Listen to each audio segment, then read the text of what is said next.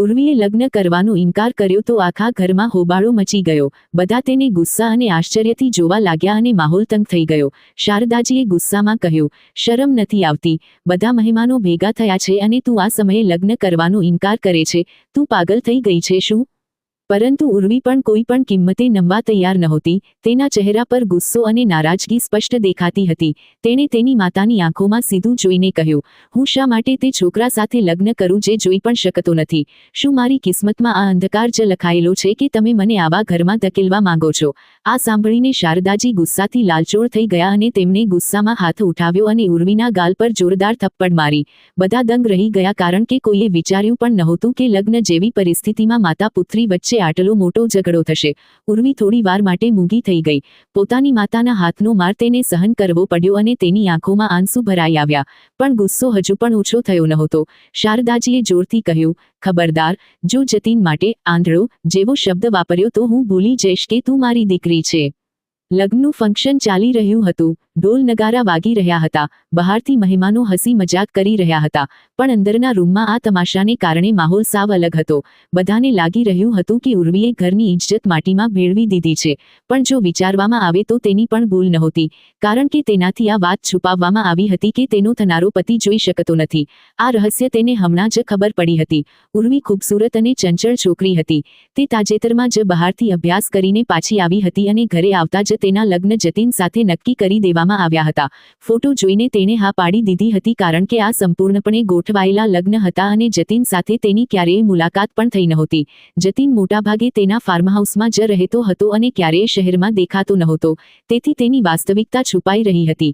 આજે લગ્નના દિવસે પ્રીતિએ તેને આ હકીકત જણાવી કે તેનો થનારો વર આંધળો છે અને ઘરના લોકોએ આ વાત તેનાથી છુપાવી છે. પ્રીતિનો હેતુ સ્પષ્ટ હતો કારણ કે તેનો જતીન સાથે જૂનો ઝઘડો હતો અને તે બદલો લેવા માંગતી હતી. તેણે માત્ર આ ખબર ફેલાવી દીધી અને આગમાં ઘી નાખ્યું. ઉર્વીની તો જાણે દુનિયા જ હલી ગઈ. તેને લાગ્યું કે તેની સાથે છેતરપિંડી થઈ છે અને ગુસ્સામાં તેણે લગ્ન કરવાનો ઇનકાર કરી દીધો. જતીન બહાર બારાતીઓ વચ્ચે હાજર હતો. જ્યારે તેને ખબર પડી કે દુલ્હને ભરી મહેફિલમાં તેના માટે આંધળો શબ્દ વાપર્યો છે તો તેનો સંયમ તૂટી ગયો. તેનું દિલ છિન્નભિન્ન થઈ ગયું હતું. તેનું બસ નહોતું ચાલતું કે જઈને તેને થપ્પડ મારી દે. પણ તેણે પોતાને રોકી લીધો. તેણે તેના પપ્પા સામે ફક્ત એટલું જ કહ્યું કે અંકલ, તમે ઉર્વીને મારી બીમારી વિશે કેમ ન જણાવ્યું? ઉર્વીના પપ્પા જતીનના પપ્પાના જૂના મિત્ર હતા. જતીન તેમના ખભા પર હાથ રાખીને બોલ્યો કે તમે મને હંમેશા તમારો દીકરો માન્યો, તો પછી આ વાત કેમ છુપાવી? તે બોલ્યા, બેટા, અમે વિચારતા હતા કે લગ્ન થઈ ગયા પછી ધીમે ધીમે બધું ઠીક થઈ જશે. પણ જતીનનું દર્દ તેના અવાજમાંથી ઝલકી રહ્યું હતું.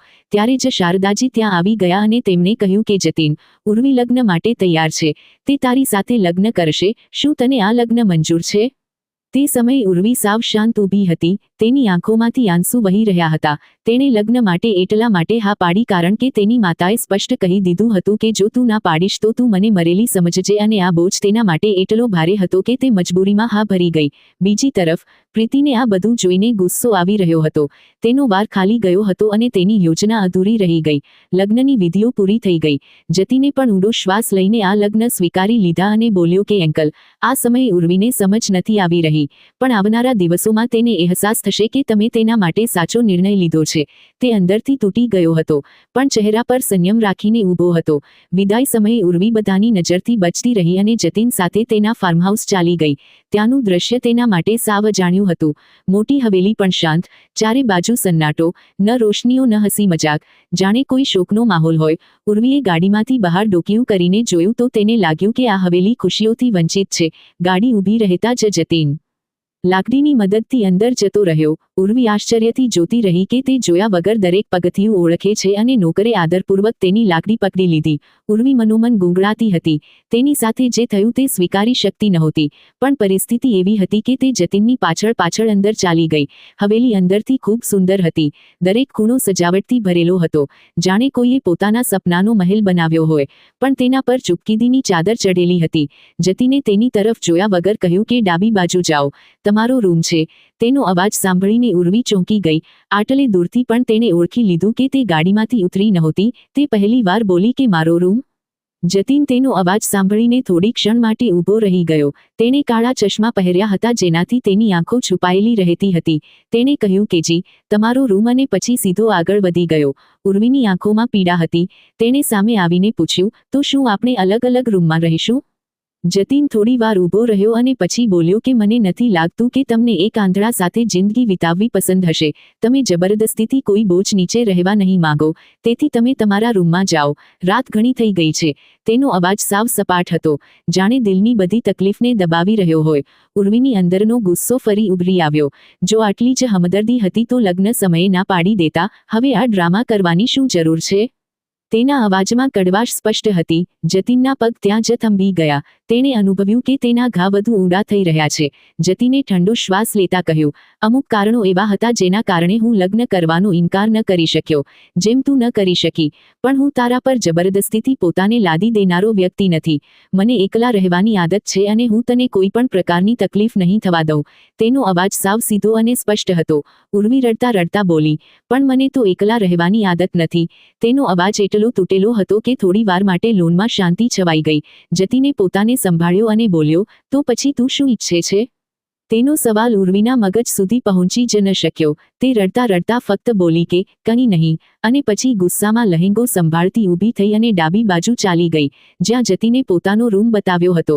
જેવી જ બંગડીઓનો અવાજ અને તેની સુગંધ લોનમાંથી ગાયબ થઈ. જતીનને અહેસાસ થઈ ગયો કે ઉર્વી ત્યાંથી ચાલી ગઈ છે. તે પણ પોતાના રૂમ તરફ વધી ગયો. બીજી તરફ ઉર્વી રૂમમાં પહોંચતા જ દરવાજા પાસે ઊભી રહીને ધ્રુસકે ધ્રુસકે રડવા લાગી. તેના આંસુ રોકાવાનું નામ જ નહોતા લેતા. તેનું ગળું હેડકીઓથી ભરાઈ ગયું હતું. તેણે રૂમમાં આમ તેમ જોયું અને તેને એક વિચિત્ર ડરનો અનુભવ થયો. આટલો મોટો રૂમ અને તેમાં એકલી દુલ્હન. તેનું દિલ ગભરાવા લાગ્યું. તેને યાદ આવ્યું કે મુંબઈમાં પણ તેનું મોસાળ હંમેશા તેની સાથે રહેતું હતું અને ત્યાં તેને ક્યારેય એકલતાનો અહેસાસ થયો નહોતો. દિલ્હી આવીને પણ દાદીના ઘરનો માહોલ હંમેશા ધમાલથી ભરેલો રહેતો હતો. પણ લગ્ન પછી જીવનનો આ નવો વળાંક તેણે ક્યારેય વિચાર્યો પણ નહોતો કે પહેલી જ રાત્રે તેને આવા એકલા રૂમમાં રહેવું પડશે. તેનું દિલ ડરથી ધ્રુજી રહ્યું હતું અને રૂમની શાંતિ તેને ખાવા દોડી રહી હતી. તેણે વિચાર્યું કે ભલે જતીન જોઈ ન શકતો હોય પણ તે પણ તો માણસ છે અને તેનો પતિ પણ છે. તો પછી શા માટે તેને અલગ રૂમમાં રહેવું જોઈએ? તે આ ડરને સહન ન કરી શકી અને રૂમમાંથી બહાર નીકળી આવી. કોરિડોર લાંબો અને શાંત હતો. કોઈ નોકર દેખાતો નહોતો. તે દુલ્હન બનીને ખૂબ સુંદર લાગી રહી હતી.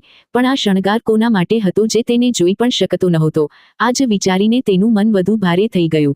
તે ધીમે ધીમે ચાલતા જતીનના રૂમના દરવાજા પાસે આવીને ઊભી રહી. તેનું દિલ જોર જોરથી ધડકી રહ્યું હતું. હિંમત ભેગી કરીને તેણે દરવાજો ખોલ્યો અને અંદર પગ મૂક્યો. અંદરનું દ્રશ્ય જોઈને તે દંગ રહી ગઈ. રૂમ કોઈ સ્વર્ગથી ઓછો નહોતો. ચારે બાજુ ગુલાબના ફૂલોની માળાઓ સજેલી હતી. દરેક ખૂણામાં રંગબેરંગી લાઇટ્સ તારાઓની જેમ ચમકી રહી હતી. લાલ અને સફેદ ગુલાબની સુગંધ આખા રૂમમાં ફેલાયેલી હતી. છત પરથી લટકતા ફૂલોના ઝુમખાએ માહોલને વધુ આકર્ષક બનાવી દીધો હતો. સજેલા પલંગ પર ફૂલોની ચાદર બિછાવેલી હતી જેને જોઈને ઉર્વી પલક ઝપકવાનું ભૂલી ગઈ. તે ધીમે ધીમે પગ મૂકતી રૂમની વચ્ચે આવી. ત્યારે ઉપર લટકતા ઝુમરમાંથી રોશની તેના પર પડી અને એવું લાગ્યું જાણે કોઈ પરી ઉતરી આવી હોય. ત્યારે જ તેને પાછળ કોઈની હાજરીનો અહેસાસ થયો. તે તરત જ પાછી ફરી અને જોયું કે જતીન તેની સામે ઊભો હતો. જતીન હમણાં જ ફ્રેશ થઈને કપડાં બદલ્યા હતા અને આ વખતે તેણે તેના ચશ્મા ઉતારી દીધા હતા. ઉર્વીની નજર તેની આંખો પર પડી. તેની આંખો ખૂબ સુંદર અને ઘેરા રંગની હતી, પણ તેમાં રોશની નહોતી. તેના ચહેરાનો મર્દાનાપણું કોઈને પણ પોતાની તરફ ખેંચી શકે તેમ હતો. તેનું શરીર મજબૂત અને આકર્ષક હતું અને ચહેરાની કડક રેખાઓ તેની પર્સનાલિટીને વધુ પ્રભાવશાળી બનાવી રહી હતી. આંખોની રોશની ન હોવા છતાં જતીનનો અંદાજ અને તેનો આત્મવિશ્વાસ ખૂબ આકર્ષક હતો. તેના હોઠ પર હળવું સ્મિત હતું અને ચહેરા પર એક અનોખી નરમાશ હતી જેણે ઉર્વીના દિલને સ્પર્શી લીધો. એક ક્ષણ માટે તેનું દિલ જોર જોરથી ધડકવા લાગ્યું. જતીને અચાનક પૂછ્યું, તને કંઈ જોઈએ છે?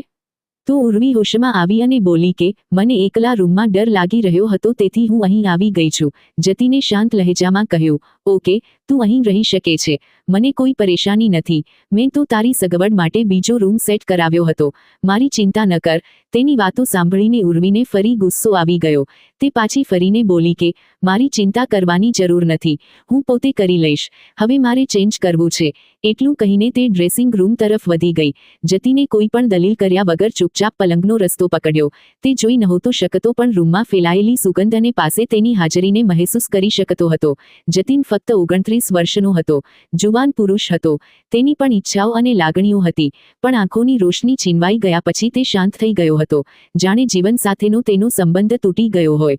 ઉર્વીના પપ્પાએ તેને હંમેશા પોતાના બાળકોની જેમ માન્યો અને હવે પોતાની દીકરીનો સંબંધ પણ તેને સોંપી દીધો હતો. આ વિચારીને જતીન વધુ ભારે મહેસૂસ કરી રહ્યો હતો. તે પલંગના ક્રાઉનને ટેકો દઈને આંખો બંધ કરી ગયો. ત્યારે તેને ખટખટનો અવાજ સંભળાયો. ઉર્વી ડ્રેસિંગ ટેબલ પર પોતાના ઘરેણાં ઉતારી રહી હતી અને ગુસ્સામાં તેમને જોરથી પછાડી રહી હતી. તે બબડી રહી હતી જાણે બધો ગુસ્સો તેના પર ઉતારવા માંગતી હોય. તેણે ઝુમકા ઉતારતા કહ્યું કે મને એવી રીતે તૈયાર કરવામાં આવી જાણે કોઈ મિસ વર્લ્ડ હોઉં, જેને વખાણ કરનારાઓ બેઠા છે. સાદા કપડામાં વિદાય કરી દેતા તો શું ફરક પડી જાત. જતીન પલંગના ક્રાઉનને ટેકો દઈને, માથું પાછળ કરીને, આંખો અડધી બંધ કરીને, ગહન શાંતિમાં ડૂબેલો હતો. તેના ચહેરાની કડક રેખાઓ અને હોઠ પર છવાયેલી શાંતિ એ બતાવી રહી હતી કે તે બધું સાંભળી રહ્યો છે, પણ વ્યક્ત નથી કરી રહ્યો. ઉર્વીએ પોતાનો ભારે દુપટ્ટો ઉતારીને પાસે રાખેલી ખુરશી પર મૂક્યો તો તે જ ક્ષણે જતીનની ગરદન થોડી સીધી થઈ.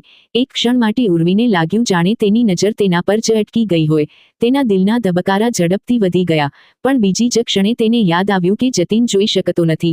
તેણે પોતાને રિલેક્સ કરવાની કોશિશ કરી અને પોતાના રેશમી વાળ ખોલીને પીઠ પર વિખેરવા દીધા. તેનો લહેંગો ખૂબ ભારે હતો. ચાલવામાં મુશ્કેલી થઈ રહી હતી. તે લહેંગાનો પાલવ થોડો સંભાળીને જતીન પાસે આવી અને પૂછવા લાગી કે મારો ડ્રેસ ક્યાં રાખ્યો છે? જતીને ખૂબ સાદગીથી કહ્યું કે કબાડમાં બધું મોજૂદ છે. તેના અવાજમાં કોઈ ખાસ ચઢાવ ઉતાર નહોતો, પણ સાંભળનારને એક અનોખો આકર્ષણ અનુભવાતો. ઉર્વીએ ઊંડો શ્વાસ લેતા કબાડ ખોલ્યો અને રાત માટે એક આરામદાયક ડ્રેસ કાઢ્યો. તેની નજર એક નવા ડ્રેસ પર પડી જે ખૂબ જ બોલ્ડ હતો. તેના ધબકારા વધુ ઝડપી થઈ ગયા. તેણે તરત જ જતીન તરફ જોયું. જતીન હજુ પણ આંખો ઝુકાવીને બેઠો હતો, પણ તેની ઊંડી આંખો જાણે બધું મહેસૂસ કરી રહી હતી. ઉર્વીના કાન ગરમ થઈ ગયા. ચહેરા પર લાલાશ છવાઈ ગઈ. તેણે ઝટકાથી કબાડ બંધ કર્યું અને ડ્રેસિંગ રૂમ તરફ વધી. અચાનક તેના કાનમાં જતીનનો ધીમો અવાજ પડ્યો, અહીં જ ચેન્જ કરી લો. તેના પગ ત્યાં જ થંભી ગયા. દિલ ધડકી ઉઠ્યું. તેણે પાછા ફરીને જતીન તરફ જોયું. તેના ચહેરા પર કોઈ ભાવ નહોતા, પણ તેની નજર જાણે ઉર્વીના હાથ સુધી અટકેલી હતી. તેનો અવાજ સાવ સામાન્ય હતો, જાણે કોઈ બીજી વાત હોય. ઉર્વીનો ગુસ્સો તરત જ ઉભરી આવ્યો. શા માટે? અહીં શા માટે ચેન્જ કરું? હું ડ્રેસિંગ રૂમમાં જ ચેન્જ કરીશ. તેના અવાજમાં કડવાશ હતી. જતીને ખૂબ શાંત લહેજામાં કહ્યું કે જ્યાં પણ કરી લો, તમારી મરજી છે. મેં ક્યાં તમને જોવાનું છે? જતીનના આ જવાબે ઉર્વીને ફરી ચૂપ કરી દીધી. તેની અંદર એક અનોખો આકર્ષણ અને ડર બંને જાગ્યા. તેની આંખોની રોશની ચાલી ગઈ હતી, પણ તેમ છતાં તેની ઊંડી આંખો એવી લાગી રહી હતી જાણે બધું જોઈ શકતી હોય. ઉર્વી કંઈ પણ બોલ્યા વગર ભાગતી હોય તેમ ડ્રેસિંગ રૂમમાં ચાલી ગઈ. થોડી વાર પછી જ્યારે તે પાછી ફરી તો રૂમમાં અંધારું હતું. ગભરામણમાં તેના મોઢામાંથી નીકળી ગયું કે અંધારામાં જીવતા જીવ મને મારી નાખી છે તમે. તે પલંગ પાસે આવી અને જતીન પાસે ઊભી રહી. પછી ઝડપથી બોલી કે લાઇટ ઓન કરી દો પ્લીઝ. જતીને હળવી કરવટ લીધી અને પાસે રાખેલા લેમ્પને ઓન કરી દીધો. રૂમમાં હળવો પ્રકાશ ફેલાઈ ગયો. ઉર્વી તેની પાસે બેસી ગઈ અને ધીમા પણ સ્પષ્ટ લહેજામાં કહ્યું કે મને અંધારાથી ડર લાગે છે. લાઇટ્સ ઓન જ રહેવા દો. તમને શું ફરક પડે છે કે ઓન રહે કે ઓફ? તેના અવાજમાં ડર પણ હતો અને ગુસ્સો પણ. જતીને તેની તરફ જોયું નહીં, ફક્ત એકદમ સીધો સવાલ કર્યો, તો તમે અહીં મારી સાથે સૂશો? ઉર્વી તેની વાત સાંભળીને ભડકી ગઈ. તો શું, ક્યાંક બીજે જઈને સૂવું?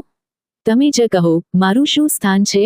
એક તો આ લગ્ન માટે થપ્પડ ખાઈ ચૂકી છું, ઉપરથી એકલી અહીં મોકલી દેવામાં આવી. જાણો છો, હું ક્યારેય એકલી સૂતી નથી.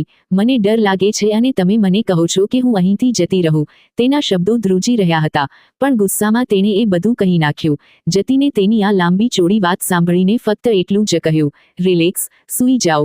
તેણે ઓશિકા પર માથું ટેકવ્યું અને આંખો બંધ કરી લીધી. તેના હાથ પર હળવું દબાણ હતું, જાણે પાસે હોવાનો અહેસાસ આપી રહ્યો હોય. ઉર્વી એક ક્ષણ માટે ચૂપ રહી. પછી બોલી, ખૂબ મહેરબાની તમારી. તમારો અહેસાન છે મારા પર.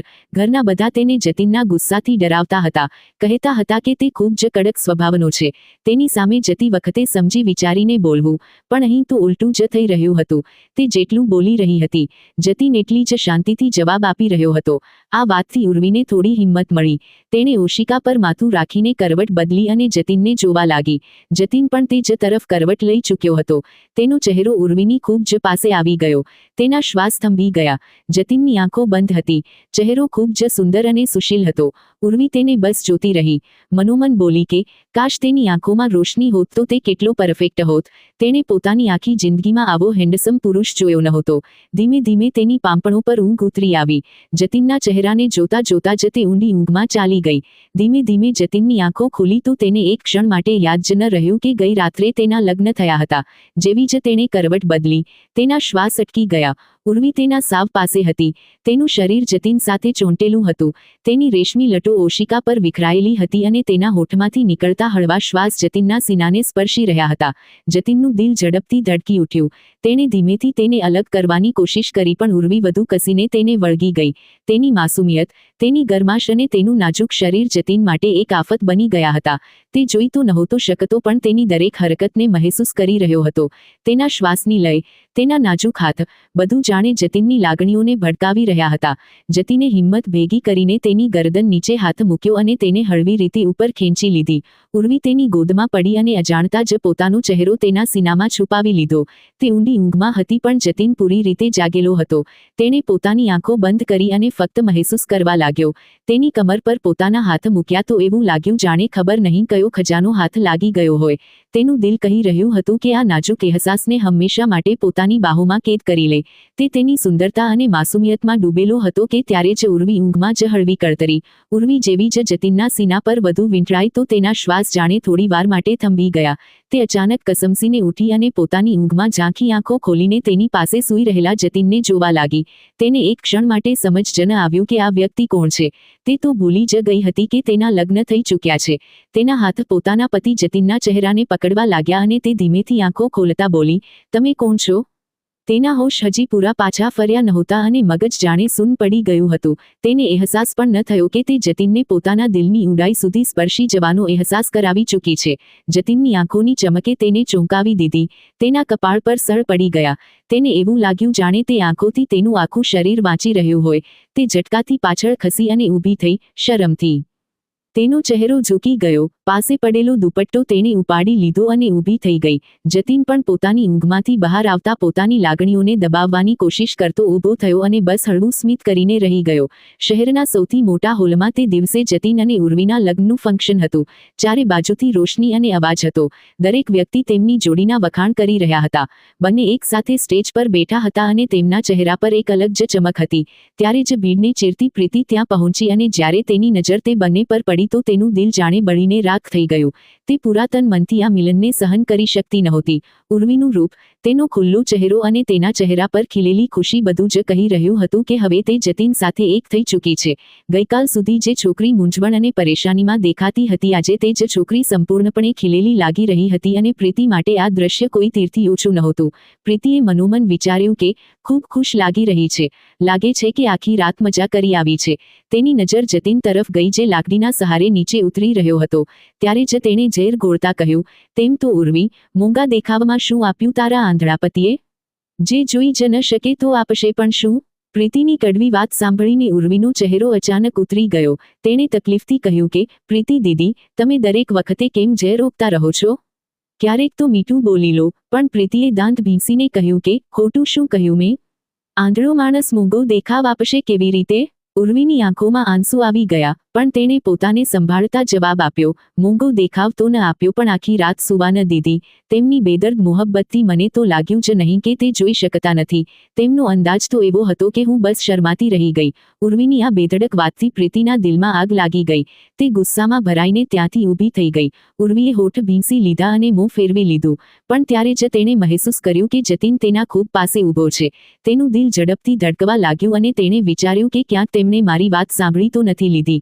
ચહેરા પરથી તો લાગી જ નહોતું રહ્યું કે કદાચ તેમણે સાંભળ્યું જ નથી. પણ તેના દિલમાં એક અનોખો ડર હતો. ચારે બાજુ હલચલ હતી. દરેક તરફ ધમાલ હતી. આજે ઉર્વી પાક ફેરની રસમ માટે પોતાના પિયર આવી હતી. લગ્નને એક અઠવાડિયું થઈ ગયું હતું. પણ તેનું દિલ અહીંથી પાછું જવાનું નહોતું કરતું. જતીને પણ ક્યારેય તેના પર દબાણ નહોતું કર્યું કે તે જલ્દી આવે. પણ આજે તેના પપ્પાએ દાવાત રાખી હતી અને જતીનને સ્પષ્ટ કહી દીધું હતું કે ઉર્વીને સાથે લઈને જ આવજે. સ્ટડી રૂમમાં બંને ઘણી વાર સુધી શાંત બેઠા રહ્યા. ઉર્વી નજર ચોરવતી રહી અને પછી અચાનક ઉઠીને બહાર ચાલી ગઈ. પણ થોડી જ વાર પછી તે પાછી ફરી. જતીન તેના અવાજથી ઓળખી ગયો. તે ધીમેથી બોલી કે મારે તમારા ફાર્મહાઉસ નથી જવું, ત્યાં ખૂબ જ સુનસાન છે, હું ત્યાં એકલી રહી જઈશ, પ્લીઝ તમે શહેરમાં શિફ્ટ થઈ જાઓ, નહીં તો મને અહીં જ રહેવા દો. જતીને ગંભીર અવાજમાં કહ્યું કે આપણે આજે પાછા જઈશું ઉર્વી, હવે એ જ તારું ઘર છે. તેની વાત સાંભળીને ઉર્વીને તડપ થઈ. તેણે કહ્યું કે પતિ ક્યારેય પોતાની પત્નીની પણ સાંભળી લે છે. જતીન તેની પાસે આવ્યો અને ખૂબ નજીક ઝૂકીને ધીમેથી બોલ્યો, જે દિવસે મારી પત્ની બનીશ તે દિવસે સાંભળી પણ લઈશ. તેના ગરમ શ્વાસ કાનને સ્પર્શી ગયા અને ઉર્વીનું દિલ ધડકી ઉઠ્યું. જતીન બહાર નીકળી ગયો, પણ તેની વાત ઘણી વાર સુધી ઉર્વીના દિલમાં ગૂંજતી રહી અને તેનો ચહેરો લાલ પડી ગયો. ઉર્વીના પપ્પાએ તેને રાતનું ખાવાનું ખવડાવ્યા પછી પાછી મોકલી દીધી. તે ખૂબ જ ખરાબ મૂડમાં અંદર દાખલ થઈ અને આવતા જ ગુસ્સામાં બધી વસ્તુઓ ઉતારીને ફેંકવા લાગી. પહેલા હીલ ઉતારી અને બંનેને ઉછાળીને દૂર ફેંકી દીધી, પછી દુપટ્ટો ઉતારીને ફેંક્યો અને વાળને ઝટકાથી ખોલી નાખ્યા. તે પલંગ પર ગુસ્સામાં બેસી ગઈ. જતીનને પૂરી રીતે નજરઅંદાજ કરી રહી હતી, જે ખૂબ જ ધીમે ધીમે પગલાં ઉઠાવતો રૂમમાં દાખલ થયો હતો. તેણે પોતાના ચશ્મા ઉતારીને એક બાજુ રાખી દીધા. હવે તે ઘડી ઉતારીને દરાજમાં મૂકી રહ્યો હતો. ત્યારે જ ઉર્વીએ ગુસ્સામાં તેની તરફ ફરીને કહ્યું કે તમે ખૂબ ખરાબ છો મિસ્ટર જતીન. જતીને શાંત અવાજમાં કહ્યું કે ધીમે વાત કર, બહેરો નથી હું, બધું નોર્મલ છે. હા, જાણું છું તમે બહેરા નથી, તમે આંધળા છો. આ સાંભળતા જ જતીનના હાથ શર્ટ ખોલતા ખોલતા રોકાઈ ગયા. ઉર્વીને પણ તરત પોતાના શબ્દો પર પસ્તાવો થયો. તે તેવી નહોતી, તો પછી તેના મોઢામાંથી આટલી કડક વાત કેવી રીતે નીકળી ગઈ? જતીને કડવાશ ભરેલા લહેજામાં કહ્યું કે જાણું છું આંધળો છું, બતાવવાની જરૂર નથી તારે. અને ગુસ્સાથી પોતાની શર્ટ ઉતારીને ખુરશી પર ફેંકી અને બાથરૂમમાં બંધ થઈ ગયો. ઉર્વી ત્યાં જ બેસી રહી ગઈ. તેની આંખો ભરાઈ આવી. તેણે પોતાની જાતને કહ્યું, આ શું કરી નાખ્યું તે, ઉર્વી?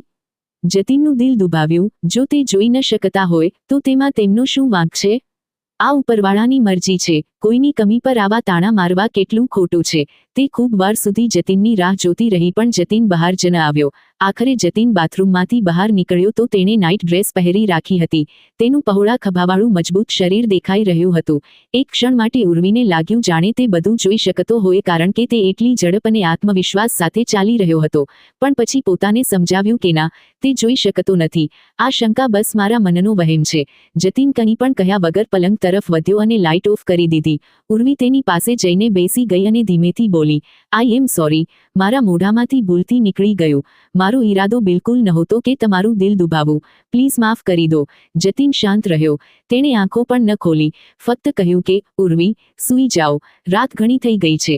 ઉર્વી રડતા બોલી કે ના, જ્યાં સુધી તમે મને માફ નહીં કરો હું પાછળ નહીં હટું. જતીને હળવું સ્મિત આપ્યું અને બોલ્યો, સારું, કરી દીધું છે, હવે સૂઈ જાઓ. ઉર્વીએ નિરાંતનો શ્વાસ લીધો અને તેની પાસે આવીને સૂઈ ગઈ. તેની આંખોમાં હજુ પણ નરમાશ હતી, પણ દિલમાં રાહત હતી. જતીનની કહાની જાણ્યા પછી ઉર્વીના દિલમાં તેના માટે ઇજ્જત અને પ્રેમ વધુ વધી ગયો હતો. એક અકસ્માતમાં જતીનના પપ્પાનું મૃત્યુ થઈ ગયું હતું અને તેમને બચાવતા બચાવતા જતીનની આંખોની રોશની ચાલી ગઈ હતી. તેની આંખોમાં કાચના ટુકડા લાગ્યા હતા અને તે જ સમયથી તે આંધળો થઈ ગયો હતો અને 16 વર્ષ વીતી ચૂક્યા હતા. ઘણી સર્જરીઓ થઈ પણ રોશની પાછી ન આવી. જતીને બધું સહન કર્યું, ચૂપચાપ, કોઈ પણ ફરિયાદ વગર. આ બધું જાણીને ઉર્વીના દિલમાં તેના માટે હમદર્દી અને મોહબ્બત પેદા થઈ ગઈ. શારદાજી પણ જતીનને પોતાના દીકરાથી વધુ ચાહવા લાગ્યા હતા. તેમણે ઉર્વીને કહ્યું કે આ વ્યક્તિ ખૂબ એકલો છે અને મને મારા બાળકો કરતાં પણ વધુ વહાલો છે. આ ખૂબ જ સંયમવાળો છે. 4 વર્ષથી તૂટેલો પડ્યો છે. તેને સંભાળી લે ઉર્વી, મારી દીકરી. આ વાતથી પણ ઉર્વીને સારો એવો વિચાર કરવા મજબૂર કરી દીધી. તે જતીનને મનોમન યાદ કરતી ફાર્મહાઉસ પાછી આવી. નોકરાણી પાસેથી ખબર પડી કે જતીન કોઈ જરૂરી કામથી બહાર ગયો છે. જ્યારથી જતીન ઉર્વીને પરણીને ફાર્મહાઉસ લાવ્યો હતો ત્યારથી તેણે એક નોકરાણી કમલાને રાખી લીધી હતી, જેથી ઉર્વીને એકલતા મહેસૂસ ન થાય. જતીનની ગેરહાજરીનો ફાયદો ઉઠાવીને ઉર્વી આજે સરસ રીતે તૈયાર થઈ અને જતીનની રાહ જોવા લાગી. અરીસામાં પોતાની જાતને જોઈ તો તેનું દિલ જોરથી ધડકી ઉઠ્યું. તે જાણતી હતી કે જતીન તેને જોઈ શકતો નથી, પણ તેમ છતાં તે ખૂબ દિલથી સજી ધજીને બેસી ગઈ હતી. અંદરથી એક અનોખી ખુશી થઈ રહી હતી. રાત ઘણી મોડી સુધી તે જાગીને જતીનની રાહ જોતી રહી, પણ જતીન ન આવ્યો. થાકી હારીને ગુસ્સામાં તેણે પોતાનો ડ્રેસ બદલ્યો અને એક નાઇટી કાઢીને પહેરી લીધી. નાઇટી પહેરતા તેને ખૂબ શરમ આવી, પણ સાથે જ એક અનોખી તસલ્લી પણ હતી કે આખરે જતીન તેને આ હાલતમાં જોઈ શકતો નથી. તેણે વિચાર્યું કે શા માટે પોતાના મનનો આ શોખ પૂરો ન કરી લઉં. કાળા રંગની સિલ્ક નાઇટીમાં તે ખરેખર કોઈ અપ્સરા જેવી લાગી રહી હતી. જાલીદાર ડિઝાઇનવાળી તે નાઇટી તેના ઘૂંટણ સુધી આવતી હતી અને તેની સુંદરતાને વધુ નિખારી રહી હતી. તે પલંગ પર સૂતી અને જતીનના સુવાની તરફની સાઈડ પર હાથ વધારીને તેની યાદોમાં ખોવાઈ ગઈ. ઊંઘ ધીમે ધીમે તેની આંખો પર ભારે થવા લાગી અને તે ઊંઘમાં ખોવાઈ ગઈ. રાતના લગભગ 2 વાગ્યા હતા જ્યારે જતીન ઘરે પાછો ફર્યો. તેના કપડાં પર લોહીના ડાઘા હતા. ચહેરા પર ગુસ્સાની રેખાઓ સ્પષ્ટ ઝલકી રહી હતી. એવું લાગી રહ્યું હતું જાણે રસ્તામાં આવતી દરેક વસ્તુને કચરી નાખશે. તે ભારે પગલાંથી સીડીઓ ચઢતો પોતાના ખાસ રૂમ તરફ ગયો. તે જાણતો પણ નહોતો કે ઉર્વી પાછી આવી ચૂકી છે. જતીને ત્યાં જઈને પોતાની શર્ટ ઉતારી અને જમીન પર ફેંકી દીધી. અરીસામાં તેનું સીન અને ચહેરો લોહીથી ખરડાયેલા હતા. ચાકુના ઘણા નિશાન તેના શરીર પર બન્યા હતા. તેણે પોતાના ઘા સાફ કર્યા અને તેના પર એન્ટિસેપ્ટિક લગાવ્યો. પછી નહાઈ લીધું અને ટુવાલ બાંધીને બહાર આવ્યો. આ રૂમમાં તેના કોઈ કપડાં નહોતા, તેથી તેણે દરવાજો લોક કર્યો અને પોતાના રૂમ તરફ વધી ગયો. જેવો જ તેણે રૂમનો દરવાજો ખોલ્યો તો અંદરનું દ્રશ્ય જોઈને તે થંભી ગયો. ફેરી લાઇટ્સ ચાલુ હતી અને રૂમનો માહોલ સંપૂર્ણપણે બદલાઈ ગયો હતો. તેની નજર સીધી પલંગ પર ગઈ જ્યાં કાળી નાઇટીમાં અપ્સરા જેવી દેખાતી ઉર્વી ઊંઘમાં ડૂબેલી પડી હતી. જતીનનું દિલ એકદમ જોરથી ધડકવા લાગ્યું. તેનો હાથ અજાણતા જ પોતાના સીના પર જતો રહ્યો. તેના પગ આપમેળે પલંગ તરફ વધવા લાગ્યા. તે ઘૂંટણીએ ઉર્વી પાસે બેસી ગયો અને ઊંડી નજરથી તેને નિહાળવા લાગ્યો. ઉર્વીના માસૂમ ચહેરાથી લઈને તેના સુડોળ શરીર સુધી તેણે બધું મહેસૂસ કર્યું. તેના શ્વાસ ઝડપી થઈ ગયા. તેણે થોડું ઝૂકીને તેના કપાળ પર પોતાના હોઠ મૂકી દીધા અને આંખો બંધ કરી લીધી. ઉર્વીએ ઊંઘમાં જ હળવી કરવટ લીધી પણ પછી ફરી સૂઈ ગઈ. જતીનની અંદરનો બધો ગુસ્સો જાણે ગાયબ થઈ ગયો. થોડી ક્ષણ પહેલા જે તેનું મગજ આગની જેમ સળગી રહ્યું હતું, હવે તે સંપૂર્ણપણે ઠંડુ થઈ ગયું. જતીને તેના ગાલ પર હળવા હળવા હોઠ મૂક્યા અને પછી તેના નાજુક હાથોને પોતાની આંગળીઓમાં પકડી લીધા. તેના શરીરમાંથી ઉઠતી સુગંધે જતીનને મદહોશ કરી દીધો. તે તેની ગરદન પર ઝૂકીને ઊંડો શ્વાસ લેતા બોલ્યો, "સો બ્યુટીફુલ." પોતાના હોઠોને તેની ગરદન સાથે જોડીને જતીને જેવું જ પોતાના હોઠોમાં દબાવ્યું. ઉર્વીના પૂરા શરીરમાં એક કંપન આવી ગઈ અને તે ગભરાઈ ગઈ. તેનું દિલ એટલું ઝડપી ધડકી રહ્યું હતું કે જાણે હમણાં જ સીનામાંથી બહાર આવી જશે. જતીને હળવા હાસ્ય સાથે તેના કાન પાસે ફૂસફૂસાવ્યું, "શું થયું મેડમજી? તમે તો ખૂબ મહેનત કરીને પોતાને શણગાર્યા અને આ બધી તૈયારી મારા માટે જ તો હતી ને." તે બોલતો જતો હતો અને તેના હોઠ સતત તેના હોઠોથી મળી રહ્યા હતા. ઉર્વી ગભરાયેલા અવાજમાં બોલી, "પ્લીઝ, પાછળ હટો. કંઈ પણ તમારા માટે નથી." બીજી જ ક્ષણે તેણે પોતાને છોડાવ્યો અને તરત ઉઠીને દૂર જઈને ઊભી રહી ગઈ. જતીને પોતે જ રૂમની લાઇટ ડીમ કરી દીધી હતી જેથી તે તેની પકડમાંથી નીકળી જાય. ઉર્વી પોતાની નાઇટ ડ્રેસ ઠીક કરતી લાઇટ ઓન કરવા લાગી તો જતીનનો ગુસ્સાભર્યો અવાજ રૂમમાં ગુંજી ગયો, "ચાલુ ન કર." આ સમયે તેનો અવાજ સાંભળીને ઉર્વી થંભી ગઈ. જતીન નહોતો ઈચ્છતો કે તે તેના શરીર પર પડેલા ઘાના નિશાન જુએ. ઉર્વી ગભરાઈ ગઈ, તમે શર્ટ કેમ નથી પહેરી?" જતીને ચૂપચાપ ઉઠીને કબાડમાંથી ડ્રેસ કાઢ્યો અને ગુસ્સામાં ડ્રેસિંગ રૂમ તરફ વધી ગયો. તે દરવાજા સુધી પહોંચ્યો જ હતો કે ઉર્વીની જીભમાંથી અજાણતા નીકળી ગયું કે, "અહીં જ ચેન્જ કરી લો." જતીન ત્યાં જ થંભી ગયો અને કડક લહેજામાં બોલ્યો કે, "હું આંધળો છું, તમે નહીં." આ કહીને તેણે દરવાજો જોરથી બંધ કરી લીધો. ઉર્વીનું દિલ જાણે જોરથી ધડકી ઉઠ્યું. અચાનક તેને અહેસાસ થયો કે ક્યાંક જતીન ખરેખર તેને જોઈ તો નથી રહ્યો. તે પળભર માટે ગભરાઈ ગઈ. જ્યારે હકીકત એ હતી કે તેના દિલની અંદર જતીન માટે તે ક્યાંક ને ક્યાંક રાજી હતી. જતીન ગુસ્સામાં બહાર આવ્યો તો તેની તરફ જોયું પણ નહીં અને સીધો પલંગ પર જઈને સૂઈ ગયો. ઉર્વી ત્યાં જ ઊભી રહી. તેને જોતી રહી. તેને મહેસૂસ થઈ રહ્યું હતું કે કંઈક તો ખૂટે છે, પણ શું? ધીમે ધીમે ચાલતા તે તેની તરફ વધી અને દરાજમાંથી તેનો મોબાઈલ ઉઠાવવા માટે હાથ લંબાવ્યો જ હતો કે જતીને તરત જ તેનો હાથ પોતાના હાથોમાં પકડી લીધો. તેની આંખો તીવ્ર નજરથી ચમકી રહી હતી.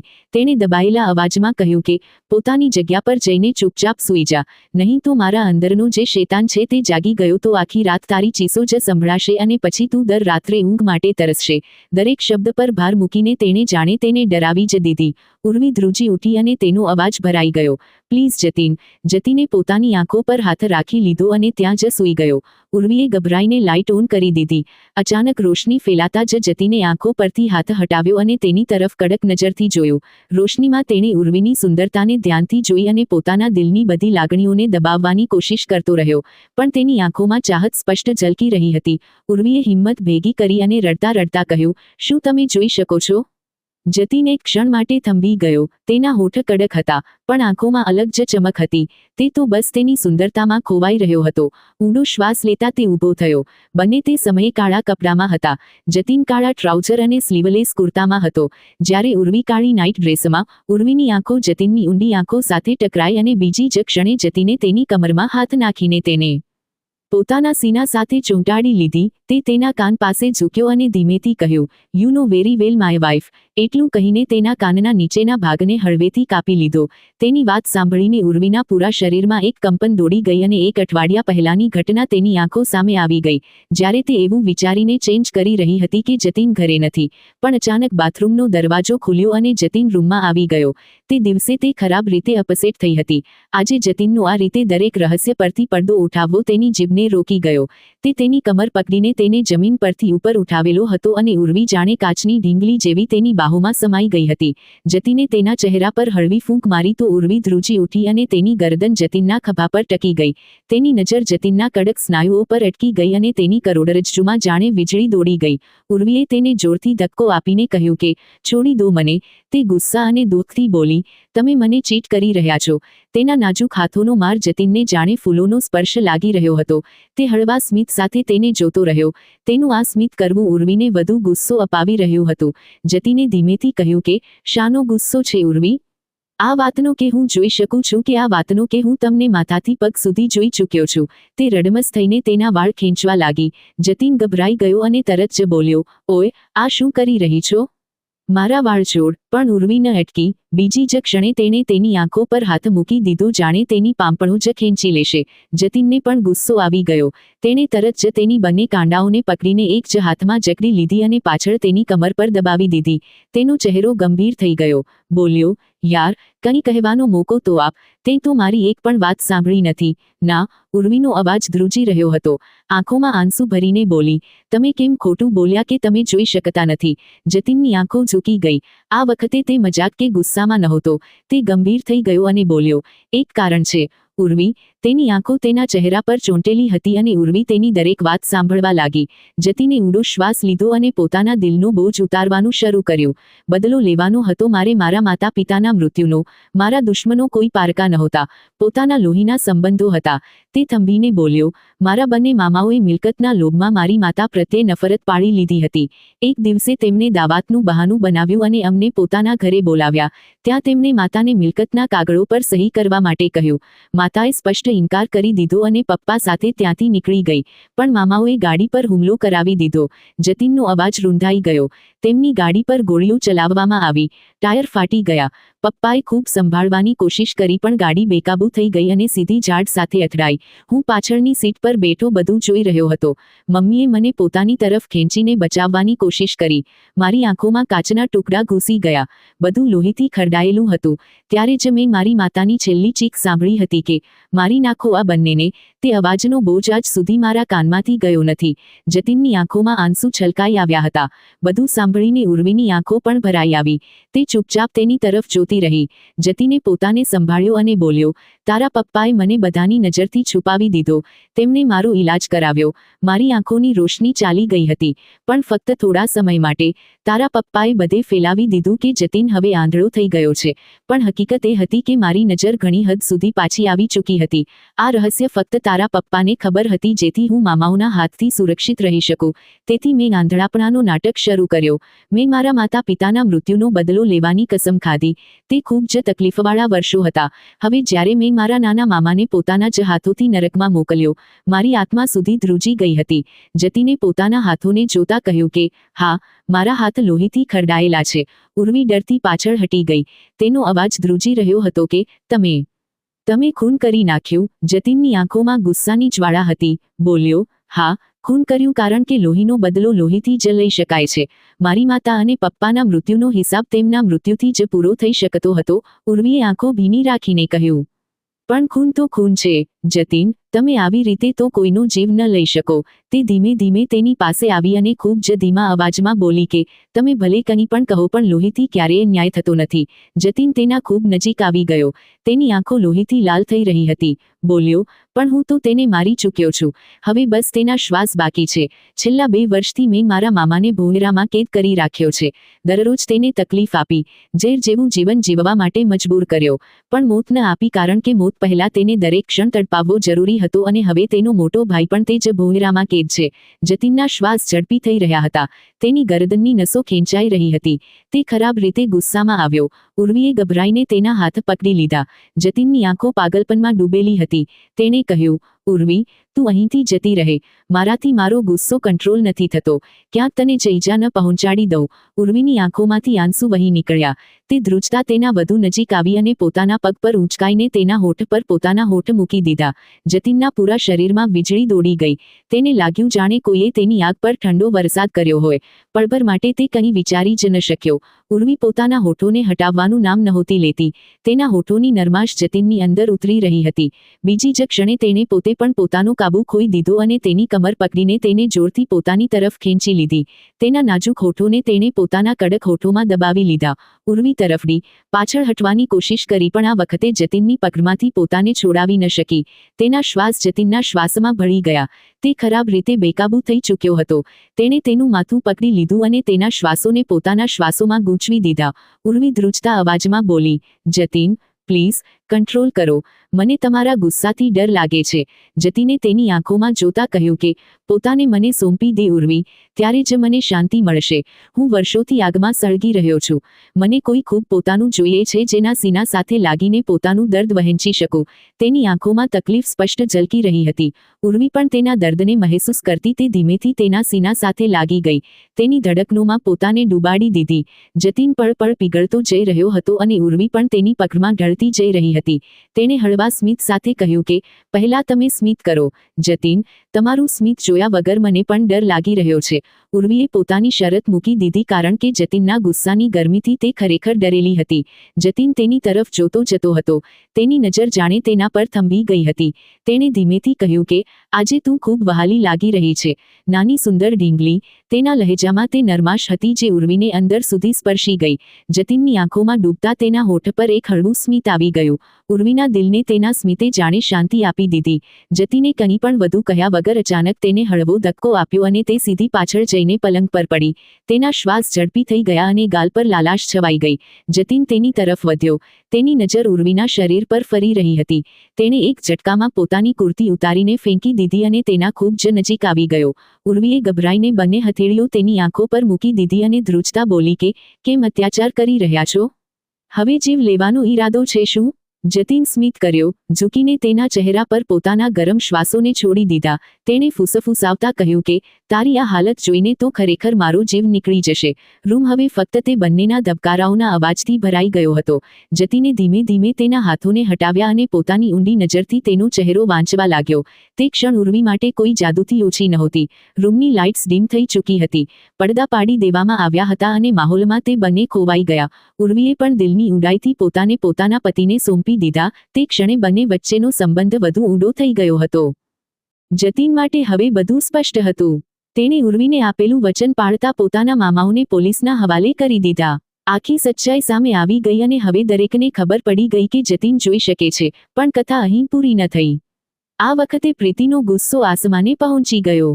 તેની બધી ચાલ નિષ્ફળ ગઈ હતી, પણ તે હવે બધું જ બરબાદ કરવા પર અડી ગઈ હતી.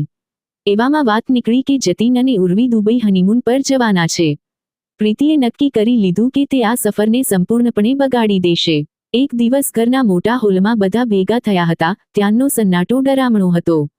પ્રીતિની આંખોમાંથી આંસુ વહી રહ્યા હતા. તે જમીન તરફ જોઈ રહી હતી અને તેની માં પાસે બેઠેલી બધું જોઈ રહી હતી, પણ કંઈ બોલી શકતી નહોતી. જે રમત પ્રીતિ રમી ચૂકી હતી, હવે તે પછી કંઈ કહેવું બેકાર હતું. ત્યારે જ જતીનનો અવાજ ગૂંજ્યો, હું આ લગ્ન માટે તૈયાર છું. તેની વાત સાંભળીને હોલમાં જાણે બોમ્બ ફૂટ્યો. ઉર્વીનું આખું શરીર ડગમગી ગયું. તે ત્યાં જ ઊભી રહી ગઈ. તેની માએ તરત જ તેને પકડી લીધી જેથી તે પડી ન જાય.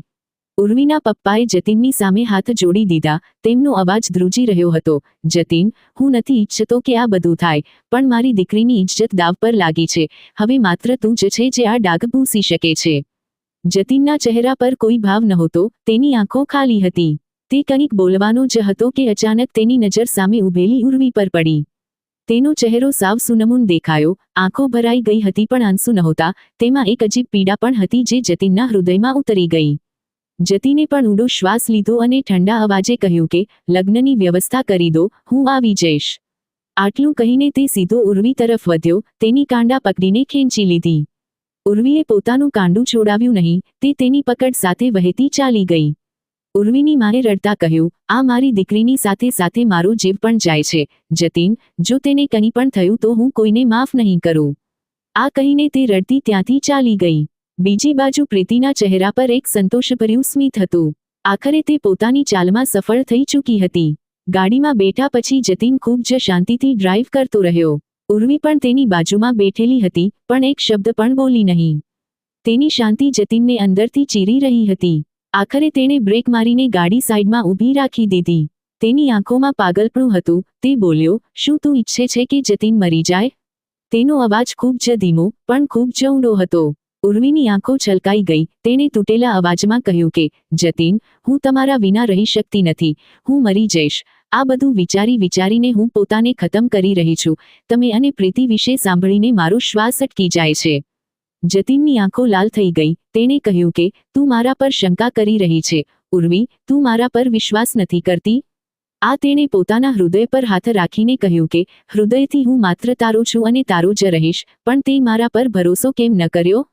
તે કેમ માની લીધું કે હું પ્રીતિ સાથે લગ્ન કરી લઈશ? ઉર્વીએ ધ્રુજતા કહ્યું કે કેમ કે તમે પોતે હા પાડીને? તમે જ કહ્યું હતું કે તમે લગ્ન કરશો.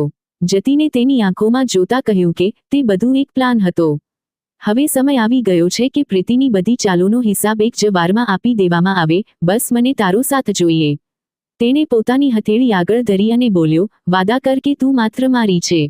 ઉર્વીની આંખોમાંથી આંસુ વહી નીકળ્યા. તેણે તેની હથેળી પકડી લીધી અને ફફડાવી, હું હંમેશાથી માત્ર તમારી છું અને હંમેશા રહીશ. જતીને તેને પોતાના હૃદયથી લગાવી, તેના કપાળ પર કપાળ અડકાડ્યું અને કહ્યું કે જસ્ટ ટ્રસ્ટ મી, મારી લાઈફમાં માત્ર તું છે, ઉર્વી. પણ એવામાં જ પ્રીતિએ એક નવી ચાલ ચાલી. તેણે બધાની સામે રડીને આરોપ લગાવ્યો કે જતીન તેના રૂમમાં આવે છે, તેની સાથે જબરજસ્તી કરવાની કોશિશ કરે છે. તેણે તો ત્યાં સુધી કે પોતે જ પોતાના કપડાં ફાડી નાખ્યા જેથી જૂઠને સચ્ચાઈનો રંગ આપી શકે. ઘરમાં બધાને ખબર હતી કે આ જૂઠ છે, પણ તેણે પોતાની ઇજ્જતની આડમાં બધાને મજબૂર કરી દીધા. ઉર્વીના પપ્પા તૂટી ચૂક્યા હતા. તેમણે જતીનના હાથ જોડી લીધા. તેમનું હૃદય ઈચ્છતું હતું કે તે પ્રીતિને મારી નાખે, પણ તેમના મોટા ભાઈએ રોકી લીધા અને પછી બધાને મજબૂર થઈને તે દિવસ જોવો પડ્યો. 2 દિવસ પછી બધા લોકોએ જ હોલમાં ફરીથી ભેગા થયા. આ વખતે દુલ્હન બનીને બેઠેલી હતી પ્રીતિ. જ્યારે દરવાજો ખોલીને ઉર્વી અંદર દાખલ થઈ, તો પ્રીતિએ તેને જોતા જ પોતાના હોઠો પર એક ઝેરભર્યું સ્મિત સજાવી લીધું. તે પોતાનો લહેંગો સંભાળતી તેની તરફ વધી અને ધીમેથી બોલી કે ફાઇનલી તારો પતિ હવે મારો બની રહ્યો છે. જોજે કેવી રીતે હું તેને મારા હુસ્ન અને પ્રેમની જાળમાં એવી રીતે ઉલઝાવીશ કે તે તારું મોઢું પણ નહીં જોવે. તેના અવાજમાં એટલી ઝેરી ચાલાકી હતી કે કોઈ પણ સાંભળીને ધ્રુજી જાય. પણ ઉર્વીનો ચહેરો સાવ શાંત હતો. તે મલકાઈ અને ખૂબ જ સંયમિત અવાજમાં બોલી, સ્ટેજ તો મેં મારા હાથેથી સજાવ્યું છે. આશા રાખું છું કે તમે આ સ્ટેજ સુધી સહી સલામત પહોંચી પણ જાઓ. તેની આંખોમાં એ વખતે એક અજીબ ચમક હતી, જાણે કોઈએ ત્યાં આગ સળગાવી હોય. ઉર્વીની વાત સાંભળીને પ્રીતિ એક પળ માટે હેરાન થઈ ગઈ. પછી માથું ઝટકાવીને બોલી, વાહ ભાઈ વાહ, પોતાની સોતન માટે સ્ટેજ સજાવા આવી છે તું? તું તો ખૂબ મોટી દિલવાળી નીકળી. પણ ઉર્વી ફરીથી મલકાઈ અને તેના લહેજામાં આ વખતે વધુ ઠંડક હતી. હમણાં થોડી વારમાં બધાને ખબર પડી જશે કે કોનું સ્ટેજ સજ્યું છે. તેની આ વાત પ્રીતિને અંદર સુધી બેચેન કરી ગઈ, પણ એ બેચેની છુપાવીને તેણે પોતાના ચહેરા પર એક નકલી સ્મિત લગાવી લીધું. એવામાં જ ઉર્વીના પપ્પા અને બીજા મહેમાનો અંદર આવી ગયા. બધા લોકો માહોલ જોઈને ખુશ હતા. પ્રીતિએ તરત જ પોતાનો ઘૂંઘટ ખેંચી લીધો અને ચહેરા પર એક મોહક સ્મિત લઈ આવી જેથી કોઈ તેની બેચેની વાંચી ન શકે. લગ્નની તૈયારી શરૂ થઈ ગઈ અને જ્યારે પ્રીતિએ પોતાની બાજુમાં બેઠેલા વરરાજાને જોયો તો તેના પગ નીચેથી જમીન ખસી ગઈ. ઘૂંઘટની અંદરથી તેણે નજર ઊંચી કરી અને જોયું કે તે જતીન નહીં, પણ કોઈ બીજો હતો, જેના હાથમાં પિસ્તોલ હતી. તેની આંખો એટલી ભયાનક હતી કે પ્રીતિનું હૃદય જોરથી ધબકવા લાગ્યું. તે ઇન્સાનનો ચહેરો સાફ જણાવી રહ્યો હતો કે જો તેણે જરા પણ ઇનકાર કર્યો તો આગલી પળ તેની છેલ્લી હશે. પ્રીતિનો બાપ પણ ત્યાં હાજર હતો. તેણે બંદૂકનું લોક ખોલતા પ્રીતિ તરફ જોયું. પ્રીતિએ તરત જ પોતાનું માથું ઝુકાવી લીધું અને મજબૂર થઈને ત્યાં બેસી ગઈ. ઉર્વીએ આ બધું જોયું તો તેના હૃદયને એક અજીબ શાંતિ મળી. તેણે ઊંડો શ્વાસ લીધો અને પ્રીતિ પર અફસોસભરી નજર નાખી. બધાને સમજ આવી ગયું કે રમત હવે પલટી ચૂકી છે. થોડી વારમાં લગ્નની વિધિઓ પૂરી થઈ. મહેમાનોને ખાણું પીરસવામાં આવ્યું અને આખા ઘરમાં રોનક ફેલાઈ ગઈ. પ્રીતિ આ બધું સહન કરી શકતી નહોતી. રૂમમાં જતાં જ તેણે ખૂબ જ શોર મચાવ્યો, ચીસો પાડી અને વસ્તુઓ તોડી નાખી. તેની માએ ગુસ્સામાં તેને એક જોરદાર થપ્પડ મારી. પ્રીતિને ત્યાં જ શાંત બેસી રહેવું પડ્યું. આ દૃશ્ય જોઈને ઉર્વીને પોતાના ખુદના લગ્નના દિવસની યાદ આવી ગઈ, જ્યારે તેની સાથે પણ ન જાણે કેટલી પરેશાનીઓ થઈ હતી. તે એક ખૂણામાં ઊભી રહીને તે બધી પળોને વિચારતા હળવું સ્મિત આપી રહી હતી. એ જ વખતે પાછળથી જતીનનો અવાજ આવ્યો, "શું વાત છે? મારી પત્ની એકલી એકલી મલકાઈ રહી છે." ઉર્વી ચોંકી ગઈ અને ફરીને જોયું તો જતીન ઊભો હતો. તેણે હસીને જવાબ આપ્યો, "કંઈ નહીં, બસ વિચારી રહી છું કે કદાચ લગ્નના દિવસે થપ્પડ ખાવી આપણા પરિવારની પરંપરા બની ગઈ છે. પહેલા મેં ખાધી હતી અને આજે પ્રીતિએ પણ ખાઈ લીધી." જતીન તેની આંખોમાં ડોકતા બોલ્યો, "ઉર્વી, વિશ્વાસ કર, જો મને જરા પણ અંદાજ હોત કે તારી સાથે આટલી જબરદસ્તી કરવામાં આવી રહી છે તો હું એ વખતે ક્યારેય લગ્ન માટે હા ન કરતો. હું તો તને ગુમાવી દેવાથી ડરી ગયો હતો." ઉર્વીએ તેની વાત કાપીને હસીને કહ્યું, "અરે, હવે હું તમારી પત્ની છું, જતીન. મેં તો તમને વિચારી સમજીને પોતાના બનાવી લીધા. એ દિવસે ભલે ગુસ્સામાં ઇનકાર કરી દીધો, પણ વિદાય વખતે જ દિલથી તમને પોતાના માની ચૂકી હતી." જતીને હળવું સ્મિત આપ્યું અને બોલ્યો, "સાચું માન, કદાચ લગ્નના 6 મહિના પછી આખરે મારી પત્નીએ મને પકડી જ લીધો. જો તમારી જગ્યાએ હું હોત તો એક દિવસમાં પકડી લેત." ઉર્વીએ હસતા તેની વાત પર મજાક કરી. "હા, બિલકુલ, તમે તો ખૂબ જ હોશિયાર છો." બંને આ રીતે એકબીજાને ચીડવતા રહ્યા અને રૂમનો ભારે માહોલ હળવો થઈ ગયો. થોડીવાર પછી જતીને કહ્યું કે, "ચાલ, હવે નીકળીએ. ખબર છે ને આજે રાતની આપણી દુબઈવાળી ફ્લાઇટ છે." ઉર્વીએ પૂછ્યું, "હમણાં કેમ નીકળવું છે? સાંજ સુધી રોકાઈએ ને બધાની સાથે લગ્નવાળા ઘરમાં." જતીને તેની કમર પકડતા મલકાઈને કહ્યું, "માય વાઇફ, લગ્નવાળું ઘર તો ચાલતું રહેશે, પણ મને મારી પત્નીની જરૂર છે. રાતની ફ્લાઇટનો મતલબ છે કે આપણે આપણા સ્પેશિયલ મોમેન્ટ્સ દિવસમાં જ એન્જોય કરવા પડશે. મેં તારા માટે સુંદર નાઇટી પણ ઓર્ડર કરી છે, આજે દિવસમાં જ પહેરી લેજે." જતીનની આ વાત સાંભળીને ઉર્વીનો ચહેરો લાલ થઈ ગયો. તે શરમથી બોલી, "જતીન, શું થઈ ગયું છે? કોઈ સાંભળી લેશે તો શું કહેશે?" તે ખૂબ જ શરમાઈ રહી હતી અને જતીન હસતા તેની હાલત જોઈ રહ્યો હતો. સામે જ પ્રીતિની વિદાય થઈ રહી હતી. ઘૂંઘટની અંદરથી તેણે બંનેને ખતરનાક નજરોથી જોયા અને પોતાના વરરાજા સાથે ગેટ તરફ વધી ગઈ. જતીને ધીમા અવાજમાં કહ્યું કે, "ચાલ, હવે તેનું ઘર પણ સજી ગયું છે, પણ યાદ રાખજે અહીં ષડયંત્રો પૂરા નહીં થાય. ત્યાં તેની 3 નણંદ અને 2 જેઠાણીઓ છે, હવે જોજે ત્યાં કેવી ચાલો ચાલશે." જતીનની વાત સાંભળીને ઉર્વીની આંખો મોટી થઈ ગઈ. તેણે હેરાનીથી કહ્યું, "આ કયા જન્મનો બદલો લઈ રહ્યા છો તમે તેનાથી? તેની સાથે આટલો મોટો ખાનદાન કેમ જોડી રહ્યા છો?" જતીન હસીને બોલ્યો, "સારી વાત છે ને? ત્યાં તેની ચાલો તેને જ ખાઈ જશે. આપણો જીવ થોડો હળવો રહેશે." ઉર્વીએ તેને મુક્કો માર્યો અને બોલી, "તમે પણ ને જતીન." તેણે તેનો હાથ પકડી લીધો અને પ્રેમથી કહ્યું કે, "હાથ હળવા રાખજો મેડમ." ઉર્વી પણ મલકાઈ. હકીકતમાં જતીને વર્ષોથી નફરતની આગમાં જિંદગી વિતાવી હતી, પણ ઉર્વીની મોહબ્બતે તેના અંદરનો અંધકાર ખતમ કરી દીધો. આ સાચું હતું કે નફરતનો જવાબ નફરતથી આપવો ઇન્સાનને વધુ ગંદો કરી દે છે, પણ મોહબ્બત એટલી તાકાતવર હોય છે કે તે દરેક અંધકારને ખતમ કરી શકે છે. જતીન માટે ઉર્વી કોઈ રોશનીથી ઓછી નહોતી અને પ્રીતિ ભલે ગમે તેટલી ચાલો ચાલતી, તેની સચ્ચાઈ હવે તેની પાછળ ઊભેલી સાસરી ખુદ જ ઉજાગર કરી દેશે. પ્રીતિની વિદાય પછી હવેલીના માહોલમાં એક અજીબ સન્નાટો ફેલાઈ ગયો હતો. જેટલી ભીડ હતી, એટલી જ શાંતિ પણ. કોઈ ખુલ્લેઆમ કંઈ બોલી રહ્યું નહોતું, પણ બધાના દિલમાં એક જ સવાલ હતો કે પ્રીતિ જેવી છોકરી એ મોટા ઘરમાં જઈને કેવી રીતે નિભાવશે? ઉર્વીએ પણ દૂરથી તેની વિદાય જોઈ અને પોતાના અંદર એક રાહત અનુભવી. હવે આ સ્ત્રી તેની જિંદગીથી બહાર થઈ ગઈ, પણ સાથે જ તેના દિલના કોઈ ખૂણામાં આ ડર પણ હતો કે આવી સ્ત્રી ક્યાં પણ જશે તો ત્યાં પણ હલચલ મચાવી દેશે. જતીને તેની આંખોમાં ડોકતા કહ્યું કે, "ઉર્વી, હવે બસ આપણા સફરની શરૂઆત છે. પાછળ જે પણ ગંદકી હતી તેને અહીં જ છોડી દે, આપણે આગળ જોવાનું છે." ઉર્વીએ માથું હલાવ્યું અને તેના ખભા પર માથું મૂકી દીધું. જતીને ગાડી સ્ટાર્ટ કરી અને બંને હવેલીથી બહાર નીકળી પડ્યા. રસ્તા પર ઉર્વી શાંત હતી, તે બારીમાંથી બહાર ઝાડને જોઈ રહી હતી, જાણે પોતાને વિશ્વાસ અપાવી રહી હોય કે ખરેખર હવે તેની જિંદગી બદલાઈ રહી છે. થોડીવાર પછી જતીને ગાડી રોકી દીધી. તેણે ઊંડો શ્વાસ લઈને તેની તરફ જોયું અને બોલ્યો, ઉર્વી, હું જાણું છું કે તારા દિલમાં હજુ પણ ઘણી બધી વાતો અટકી પડેલી છે. મને કહેવા દે કે હું ક્યારેય તને એકલી નહીં છોડું, ભલે ગમે તેવા સંજોગો હોય. તેણે તેની હથેળી પકડી લીધી અને કસકસાવીને દબાવી દીધી. ઉર્વીની આંખો ભીની થઈ ગઈ.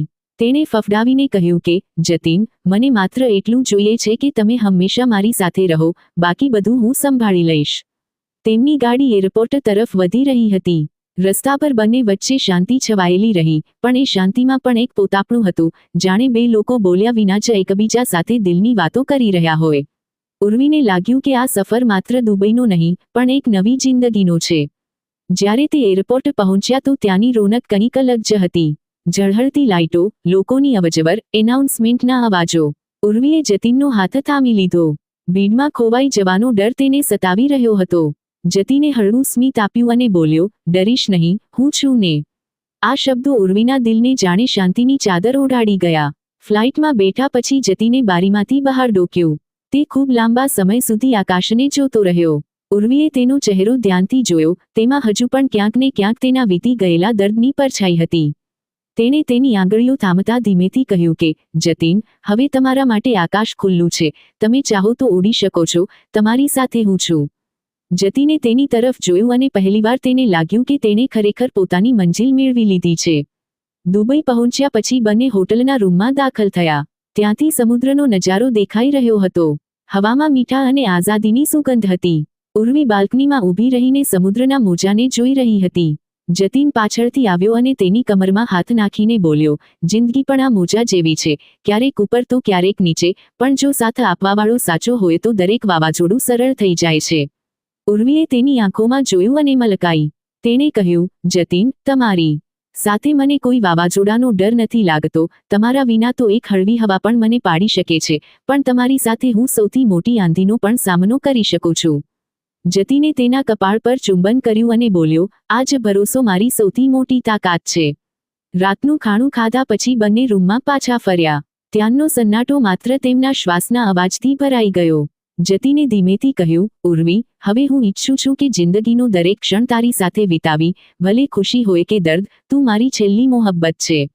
ઉર્વીએ તેની આંખોમાં આંસુ ભરીને જોયું અને બોલી, અને તમે મારી પહેલી મોહબ્બત પણ છો અને છેલ્લી પણ. એ રાતે બંનેએ પહેલીવાર ખરેખર ચેનથી ઊંઘ લીધી. સવારે જ્યારે સૂર્યના કિરણો રૂમમાં દાખલ થયા તો ઉર્વીએ મહેસૂસ કર્યું કે તેની જિંદગી ખરેખર બદલાઈ ચૂકી છે. પણ કિસ્મત એટલી સરળતાથી કોઈને છોડતી નથી. હોટલની લોબીમાં અખબાર રાખેલું હતું, તેમાં મોટી હેડલાઇન છપાયેલી હતી કે પ્રીતિની સાસરીમાં બખેડો. નણંદ અને જેઠાણીઓ સાથે ઝઘડો, વરરાજાના પરિવારે ગંભીર આરોપો લગાવ્યા. આ સમાચાર વાંચીને ઉર્વીનું હૃદય જોરથી ધબકવા લાગ્યું. જતીને અખબાર ઊંચક્યું અને એક લાંબો શ્વાસ ભરીને બોલ્યો, જોયું, મેં કહ્યું હતું ને કે આ સ્ત્રી જ્યાં જશે ત્યાં બરબાદી લઈને આવશે.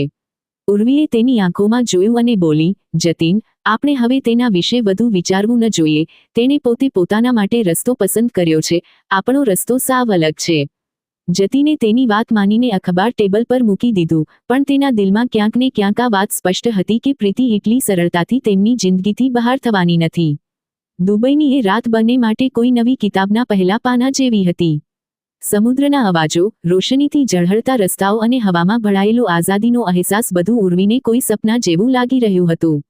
તેણે ક્યારેય વિચાર્યું પણ નહોતું કે તેની જિંદગીમાં આટલો મોટો વળાંક આવશે જ્યાં તેનો હાથ થામીને જતીન તેની સાથે ઊભો હશે. સવારે ઉઠતા જ જતીને બારી ખોલી તો તડકાના સોનેરી કિરણો આખા રૂમમાં ફેલાઈ ગયા. ઉર્વી હજુ ઊંઘમાં હતી, તેના ચહેરા પર માસુમિયત હતી. જતીન થોડી પળ તેને જોતો રહ્યો, પછી ધીમેથી બોલ્યો કે, તને જ્યારે હું જોઉં છું તો લાગે છે જાણે મારી અધૂરી જિંદગી પૂરી થઈ ગઈ છે. ઉર્વીએ આંખો ખોલી અને મલકાતા કહ્યું કે, તમારી વાતોથી લાગે છે જાણે સપનામાં પણ મને જ જોઈ છે. હવે બંનેએ હસીને સવારની શરૂઆત કરી. દિવસભર તેમણે દુબઈ ફરવાનો પ્લાન બનાવ્યો. મોલ ઓફ એમિરેટ્સથી લઈને બુર્જ ખલીફા સુધી દરેક જગ્યાએ તેમણે પોતાની ક્ષણોને કેમેરામાં અને દિલમાં કેદ કરી. ઉર્વીનો માસૂમ ચહેરો જતીનના ચહેરા પર સ્મિત લાવી દેતો હતો. તેણે કેટલી વાર તેનો હાથ થામ્યો, જાણે તેને વિશ્વાસ અપાવવા ઈચ્છતો હોય કે હવે તેની દુનિયામાં માત્ર તે જ છે. પણ ખુશીની આ ક્ષણોની વચ્ચે કિસ્મતનો બીજો ચહેરો પણ ધીમે ધીમે સામે આવી રહ્યો હતો. હોટલમાં પાછા ફરીને જ્યારે ઉર્વીએ રિસેપ્શન પર પોતાનો પાસપોર્ટ લીધો તો તેની સાથે એક સફેદ કવર પણ હતું, તેના પર માત્ર તેનું નામ લખેલું હતું, ઉર્વી. તેણે કવર ખોલ્યું, અંદર એક નાનો પત્ર હતો. ઉર્વી, તને લાગે છે કે મારાથી પીછો છોડાવી લીધો છે? સાચું તો એ છે કે હું જ્યાં જઈશ ત્યાં તારા નામની પરછાઈ જરૂર છોડીશ. તારા જતીનને આ વિશ્વાસ ન અપાવીશ કે તું જ તેની દુનિયા છે, તે દુનિયા હું છું અને હું ક્યારેય હાર નહીં માનું. પ્રીતિ. પત્ર વાંચતા જ ઉર્વીનો ચહેરો ઉતરી ગયો, તેનું હૃદય ડરથી ધ્રુજી ઉઠ્યું. તે વિચારી પણ નહોતી શકતી કે પ્રીતિ અહીં સુધી કેવી રીતે પહોંચી ગઈ. જતીને તેનો ચહેરો ધ્યાનથી જોયો અને ધીમેથી તેના હાથમાંથી પત્ર લઈ લીધો. તેણે વાંચીને તેને ટેબલ પર મૂકી દીધો અને બોલ્યો, ઉર્વી, આ સ્ત્રી હજુ પણ ઈચ્છે છે કે આપણને ડરાવીને અલગ કરી દે, પણ હું વચન આપું છું, ભલે તે ગમે તે કરે, તે આપણા વચ્ચે ન આવી શકે. ઉર્વીએ તેની આંખોમાં ડોકીને કહ્યું કે, જતીન, હું ડરતી નથી, બસ ક્યારેક ક્યારેક વિચારું છું કે આવી સ્ત્રીનો આખરે ઉદ્દેશ્ય શું છે? જ્યારે પ્રેમ જ નથી તો કેમ પીછો કરે છે? જતીને ઊંડો શ્વાસ લઈને કહ્યું કે, કેટલાક લોકો જિદ્દી હોય છે, ઉર્વી, તેમને હારવું મંજૂર નથી હોતું, ભલે તે ખોટા રસ્તે હોય. પ્રીતિ પણ તેમાંથી જ એક છે, પણ હવે આપણે નક્કી કરવાનું છે કે આપણે આપણી જિંદગીને તેના પડછાયાથી બચાવવી છે. એ રાતે બંને બાલ્કનીમાં બેસીને ખૂબ લાંબા સમય સુધી વાતો કરતા રહ્યા. સમુદ્રના મોજા વારંવાર કિનારા સાથે ટકરાઈ રહ્યા હતા. ઉર્વીએ જતીનના ખભા પર માથું મૂકી દીધું અને કહ્યું, જો તમે સાથે હો તો મને કોઈ પડછાયાનો ડર નથી લાગતો. જતીને તેના કપાળ પર ચુંબન કરતા કહ્યું, તને હવે માત્ર ઉજાસ મળશે, અંધારું ભલે ગમે તેટલું ઊંડું હોય, તારો હાથ થામીને હું હંમેશા ઊભો રહીશ. પણ કિસ્મતની રમત અહીં પૂરી ન થઈ. બીજા જ દિવસે જ્યારે બંને બુર્જ અલ અરબમાં ડિનર માટે ગયા તો અચાનક જતીનના ફોન પર એક કોલ આવ્યો. સ્ક્રીન પર એ જ નામ હતું જેનાથી તે સૌથી વધુ નફરત કરતો હતો, પ્રીતિ. ઉર્વીએ તેની આંખોમાં જોયું. જતીને કોલ રિસીવ ન કર્યો, પણ તેના ચહેરાની ગંભીરતા સાફ જણાવી રહી હતી કે વાવાઝોડું હજુ બાકી છે. જતીનના ફોન પર જ્યારે પ્રીતિનું નામ ચમક્યું તો ઉર્વીએ બસ તેની આંખોને જોઈ. ત્યાં ગુસ્સો પણ હતો, શરમ પણ હતી અને ક્યાંક ને ક્યાંક એક થકાવટ પણ કે ક્યાં સુધી આ સ્ત્રી તેમની જિંદગીમાં વાવાઝોડું બનીને આવતી રહેશે. જતીને કોલ રિસીવ ન કર્યો. મોબાઈલને ટેબલ પર મૂકીને તેણે ચાકુ કાંટાથી ખાણું ખાવાની કોશિશ કરી, પણ તેનો ચહેરો જણાવી રહ્યો હતો કે અંદર જ અંદર ઉભરો આવી રહ્યો છે. ઉર્વીએ ધીમેથી તેનો હાથ પકડી લીધો કે, કોલ ઉપાડો, જતીન, ભાગવા કરતાં સારું છે કે સચ્ચાઈનો સામનો કરી લો. હું અહીં છું, ડરવાનું કોઈ કારણ જ નથી. જતીને તેની તરફ જોયું. તેની માસૂમ આંખોએ તેની બેચેની થોડી પળમાં શાંત કરી દીધી. તેણે ઊંડો શ્વાસ લીધો અને કોલ રિસીવ કરી લીધો. ફોન મળતા જ સામેથી ઠંડો, પણ ઝેરભર્યો અવાજ ગૂંજ્યો, તો કેમ છો મારા થવાના પતિ? યા એ કહું કે કોઈ બીજાના ખોળામાં બેઠેલા મારા સપનાના સોદાગર? જતીનનું લોહી ઉકળી ઉઠ્યું. પ્રીતિ, સાંભળ, જેટલી ગંદી વિચારસરણી છે ને તારી, એટલી જ ગંદી તારી ચાલો પણ છે. તું ભૂલી જા કે હું ક્યારેય તારો હતો યા હોઈ શકું છું. હવે મારા દિલમાં માત્ર અને માત્ર ઉર્વી છે અને જો તે ફરીથી આપણા વચ્ચે આવવાની કોશિશ કરી તો તને ઓળખવામાં એક પળ પણ નહીં લગાડું. ફોનની બીજી બાજુ હળવું સ્મિત ગૂંજ્યું. જતીન, તને લાગે છે કે આ રમત તારા હાથમાં છે? તને ખબર પણ નથી કે હું કેટલી ઊંડી જડ જમાવી ચૂકી છું. તારો પાસ્ટ, તારો વીતેલો સમય, બધું મેં મારા કબજામાં કરી લીધું છે. અને હા, તારી વહાલી પત્ની ઉર્વી, તેને પણ તો હું ક્યારેય ચેનથી જીવવા નહીં દઉં. જતીન કંઈ કહી શકે તે પહેલા જ ફોન કપાઈ ગયો. ઉર્વીએ તેની આંખોમાં જોયું અને ખૂબ જ શાંત લહેજામાં બોલી, જતીન, ડરવાની નહીં, સમજદારીથી પગલાં ભરવાની જરૂર છે. જો તે કહી રહી છે કે તેની પાસે તમારા પાસ્ટની ચાવી છે, તો આપણે પહેલા જ જાણી લેવું પડશે કે તે કયો રાજ છે. જતીને કપાળ પર હાથ રાખી લીધો. તેના ચહેરા પર બેચેની સાફ દેખાઈ રહી હતી. ઉર્વી, મારા પાસ્ટમાં બસ અંધારું છે, પણ એક રાજ એવો છે જેને મેં ક્યારેય કોઈની સાથે શેર નથી કર્યો. તે કદાચ એ જ છે જેના સહારે પ્રીતિ આપણને તોડવાની કોશિશ કરી રહી છે. ઉર્વીએ તેનો હાથ પકડી લીધો. તો જણાવો ને મને, હું તમારી પત્ની છું, જતીન. મને તમારા પાસ્ટની સચ્ચાઈ જાણવાનો પૂરો હક છે. અને વિશ્વાસ કરો, સચ્ચાઈ ભલે ગમે તેટલી ડરામણી હોય, હું તમારો સાથ ક્યારેય નહીં છોડું. થોડી વાર શાંતિ રહી. હવામાં એક અજીબ ઠંડક છવાઈ ગઈ. પછી જતીને ઊંડો શ્વાસ લઈને કહ્યું કે, આ વાત માત્ર એક ઇન્સાન જાણતો હતો અને તે હવે આ દુનિયામાં નથી. ઉર્વી, હું બાળપણથી જ ખૂબ જ ગુસ્સાવાળો હતો. મેં ઘણી ભૂલો કરી, પણ એક ભૂલ એવી છે જેને વિચારીને આજે પણ મારું હૃદય ધ્રુજી ઉઠે છે અને કદાચ એ જ ભૂલ પ્રીતિ સુધી પહોંચી ચૂકી છે.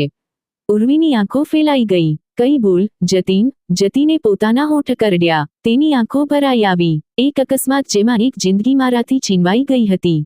હું તે દિવસથી અત્યાર સુધી ચેનથી સૂઈ શક્યો નથી.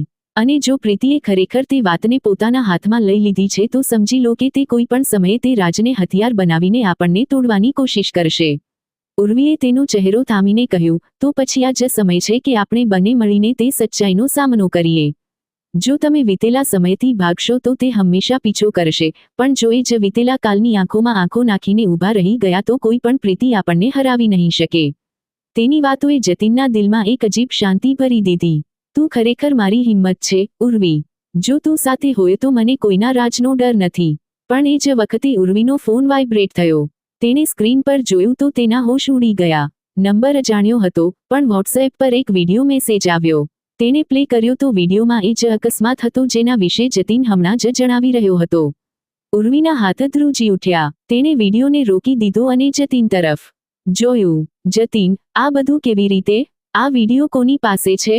જતીને વિડિયો જોયો તો તેનો ચહેરો પીળો પડી ગયો. આ એ જ રાજ છે, ઉર્વી, એ જ અકસ્માત અને હવે સ્પષ્ટ છે કે પ્રીતિએ આ રાજને પોતાનું હથિયાર બનાવી લીધું છે. ઉર્વીએ ફોન ટેબલ પર મૂકી દીધો અને જતીનની આંખોમાં ઊંડાણપૂર્વક જોયું. તેના ચહેરા પર કોઈ સવાલ નહોતો, કોઈ આરોપ નહીં, બસ એક ભરોસો હતો કે તેનો પતિ ભલે ગમે તેટલો તૂટેલો કેમ ન હોય, તે તેને પોતાના પ્રેમથી સંભાળી લેશે. જતીનનું ગળું ભરાઈ આવ્યું, તેના હોઠ હલી રહ્યા હતા, પણ શબ્દો નીકળી શકતા નહોતા. ઉર્વીએ તેનો હાથ પોતાના હાથમાં કસકસાવીને પકડી લીધો અને બોલી, જતીન, ઇન્સાન ભૂલ કરે છે, ક્યારેક સંજોગોથી તો ક્યારેક પોતાના ગુસ્સાથી, પણ જિંદગી દરેકને બીજો મોકો આપે છે. આજે એ જ મોકો આપણા સામે છે. તમે જેટલું પોતાને કોસતા રહેશો, એટલી જ પ્રીતિ જેવી સ્ત્રીઓ ફાયદો ઉઠાવશે, પણ જો તમે તમારી સચ્ચાઈ દુનિયાની સામે ખુદ મૂકી દેશો તો કોઈની પાસે તમને બ્લેકમેલ કરવાનો હક નહીં બચે. તેના શબ્દો સાંભળીને જતીનની આંખોમાંથી આંસુ પડ્યા. તેણે મહેસૂસ કર્યું કે ઉર્વી માત્ર તેની પત્ની નહીં, પણ તેની જિંદગીનો એ સહારો છે જે તેને અંધકારમાંથી ખેંચીને રોશનીમાં લાવી શકે છે. તેણે પહેલીવાર આટલું હળવું મહેસૂસ કર્યું. તેણે ધીમેથી કહ્યું, તું સાચું કહે છે, ઉર્વી. હું હવે વધુ ભાગવા નથી ઈચ્છતો. હવે જે પણ થશે, હું ખુદ બધાને જણાવીશ. હું મારી ભૂલ સ્વીકાર કરીશ જેથી કોઈ બીજો તેનો ઉપયોગ આપણા વિરુદ્ધ ન કરી શકે. થોડા દિવસ પછી હવેલીમાં બધા સગા સંબંધીઓ અને પરિવારના લોકો બેઠા હતા. જતીન ઊભો થયો અને બધાની સામે પોતાનું સાચું જણાવી દીધું. તેણે જણાવ્યું કે બાળપણમાં ગુસ્સામાં કરવામાં આવેલી એક હરકતે કોઈનો જીવ લઈ લીધો હતો. તે અકસ્માત તેના હૃદય પર બોજ બનીને વર્ષોથી ખૂંચતો રહ્યો. તે કોઈને કંઈ જણાવી જ ન શક્યો કેમ કે ડરતો હતો કે લોકો તેનાથી નફરત કરશે. આખું ઘર સન્નાટામાં ડૂબી ગયું, બધાની નજર જતીન પર ટકેલી હતી. ત્યારે જ ઉર્વી તેની પાસે આવી અને બોલી, આ સાચું છે, પણ સાચું એ પણ છે કે ઇન્સાન પોતાની ભૂલથી શીખીને વધુ સારો બની શકે છે અને જતીને એ જ કર્યું છે. તે આજનો જતીન છે જેણે પોતાને બદલી લીધો છે. તેની વાતો સાંભળીને બધાની આંખો ભીની થઈ ગઈ. કોઈએ જતીનને દોષી ન ગણાવ્યો, પણ એ સમજ્યું કે તેણે પોતાની ભૂલ માનીને માણસાઈ બતાવી છે. બીજી બાજુ પ્રીતિ જે બધાને તોડવાનું સપનું જોઈ રહી હતી, તેની ચાલ ખુદ તેના પર જ ભારે પડી ગઈ. તેની પાસે હવે કોઈને બ્લેકમેલ કરવાનો કોઈ મોકો નહોતો, કેમ કે સાચું પહેલા જ બધા સામે આવી ચૂક્યું હતું. તે ગુસ્સાથી ત્યાંથી ચાલી ગઈ અને ધીમે ધીમે બધાની નજરોમાંથી ગાયબ થઈ ગઈ.